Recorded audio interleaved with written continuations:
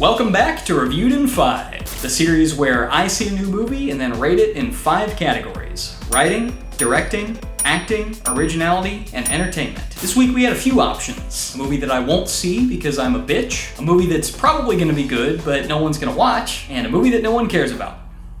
Any Harold and the Purple Crayon fans in the chat? Didn't think so.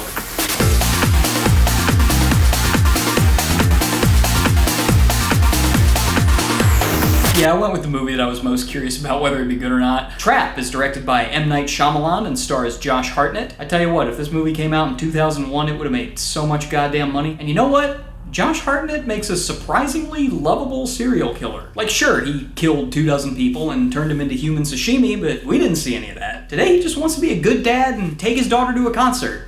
Literally no ulterior motive. Like, I thought he was divorced. Not even. He's happily married. It's the 300 cops outside that are hell-bent on ruining his daughter's day. Say it with me. Fuck the police. So is the movie good? I'm about to get some hate for this one.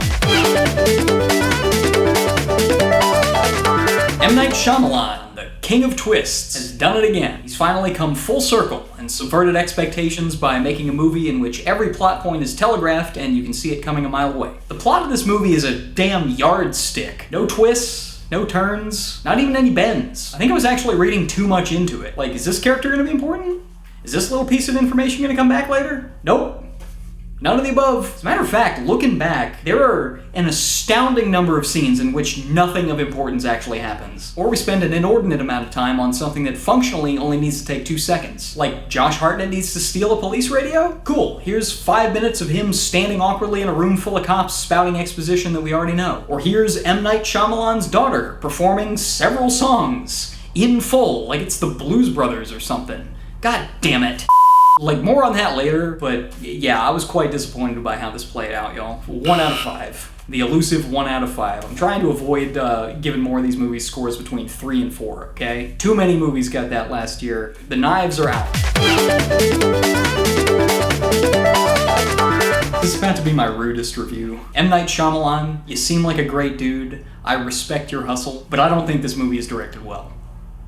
Okay, maybe that's mean. Like, for the most part, visually, it's fine, but there are also some really bizarre choices that just didn't work for me at all. For some of the conversation scenes, the actors are positioned center of frame, like addressing the camera directly, which really did not do any favors for some of these weird, off performances. We'll get to acting in a minute. And there's another shot where Salika Shyamalan and Ariel Donahue, Josh Hartnett's daughter in the movie, are sitting at a piano, and the focus appears to be in the wrong place on Salika, even though she's damn near out of frame, like this. I guess we can only speculate about the reasoning behind that one. And there were definitely several cases of jarring off-screen dialogue, which I can only imagine was ADR because they realized in post that the scenes weren't working. Look, people have shit on Shyamalan so much in his career, but he is still a better filmmaker than the vast majority of people out there. And yet, as someone who's worked on a fair amount of student films by now, this is the kind of shit that I would expect to see there. Not from a guy who's been doing it professionally for 25 years. I don't know, man. 2 out of 5. So at a certain point, which was about 3 minutes in, I realized this movie does have a twist. I realized I was not watching a Josh Hartnett vehicle. I was, in fact, watching a Salika Shyamalan vehicle. Because not only is a significant chunk of the runtime dedicated to literally just watching her concert, but eventually the movie pits her and Josh Hartnett directly against each other. And all I can say about that is, Mr. Shyamalan, you have severely misjudged my loyalty. I was sold on a movie starring a serial killer, and I'm already kind of pissed off that I've been suckered into watching your nepotism project. I am rooting for Josh Hartnett to murder your daughter. Actually, I can't really talk shit about Salika's performance, because across the board, the acting in this movie is just uniformly off. Like, not only is it bad, it's like everybody's bad in the same way. Everyone feels stilted, everyone feels like they're trying too hard, it just doesn't feel natural. Which, again, it leads me to believe that this is a directorial issue. The only one kind of making it work is Josh Hartnett, because his character is kind of supposed to be a little weird, and I actually think that Salika did a better job with it than most everybody else. I'm just not sure she's gonna get a chance to prove herself in a project that's not written, directed, and bankrolled by her dad. 2 out of 5. So in the face of all the weird choices and issues that I've talked about, there is the argument to be made that it's better to make weird choices and fail than to direct in a way that's safe, doesn't bump the audience, and produces no reaction. But I can't get down with that on this. And here's why. I saw an interview with Josh Hartnett in which he talked about collaborating with M. Night Shyamalan. And although he said Shyamalan is very open to collaboration, he also mentioned that Shyamalan's process involves storyboarding out his entire shot list prior to filming, and he doesn't really improvise from that. And I can't hate on that.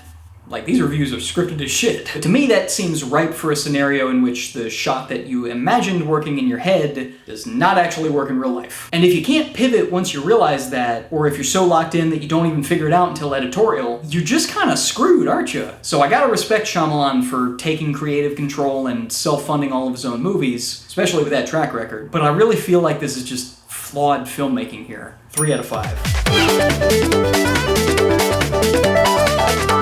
So in case you haven't figured it out by now, this movie's bad.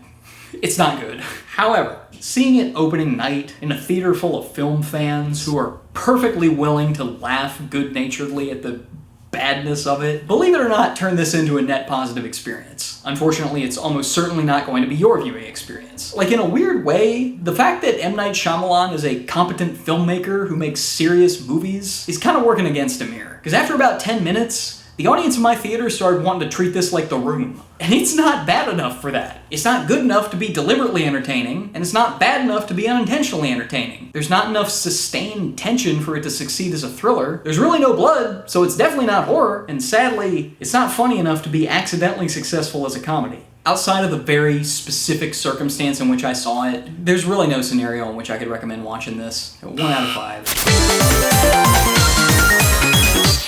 Alright. Let's add it up.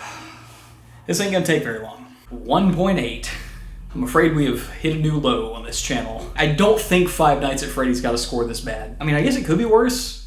No, we can't go worse than 1. Yeah, this is pretty bad. I mean, look, if you're a Shyamalan fan and you've got AMC A-List or Regal Unlimited or some subscription where it's not gonna be any extra money out of pocket for you to go see this, go for it. But I cannot advocate for paying $20 just for this. So, I think that's gonna do it for this one. Sadly, I'm not gonna be able to see anything next week, which makes me very sad because I really, really want to talk about Borderlands. Like, it's probably gonna suck.